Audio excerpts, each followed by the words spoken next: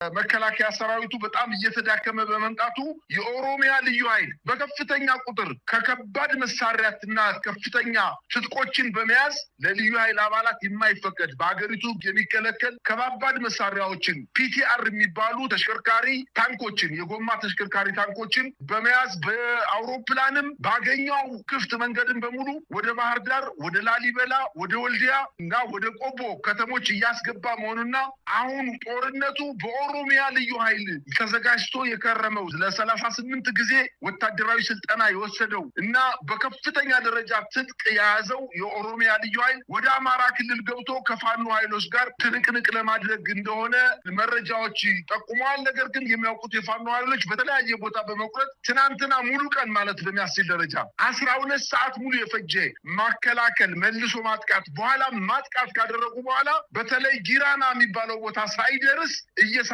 ከአረርቲ ጀምረው ጊራና እስከሚደርስ ድረስ የመከላከያ ሰራዊቱ እንደገና ተመቶ ሙሉ ማጥቃት ሲደረግበት ተበትኖ ተበታትኖ እጅ እየሰጠ እንደሚገኝና በተደረገው ውጊያ በዚህ በአራትና በሶስት ቦታ ላይ በተደረገው ውጊያ ከአረርቲ እስከ ጊራና አካባቢ በተደረገው ውጊያ ከ120 በላይ የመከላከያ ሰራዊት በትናንትናው ዕለት እንደተደመሰሰ ነው መረጃዎች የሚያመላክቱት።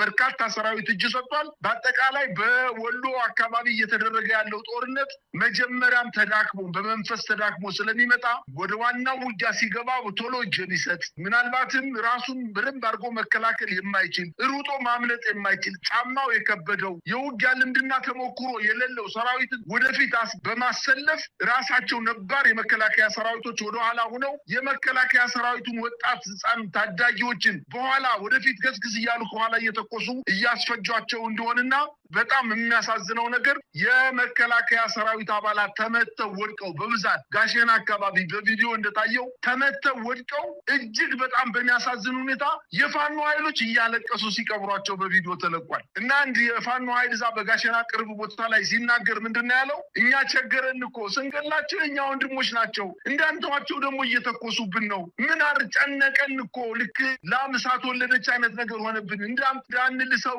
እሳት እንዳንተው ደግሞ ልጅ ሆነብን። እየጨነቀን እያለቀስን ነው እየቀበርናቸው ያሉት። እንግዲህ እንዳንተዋቸውም እየተኮሱብን ስለሆነ ነው በማለት የነሱን የመከላከያ ሰራዊቱን ታዳጊዎችና ወጣቶች መሞት የፋኖ ኃይሎች እያለቀሱ ነው የሚቀብሯቸው ከህዝቡ ጋር።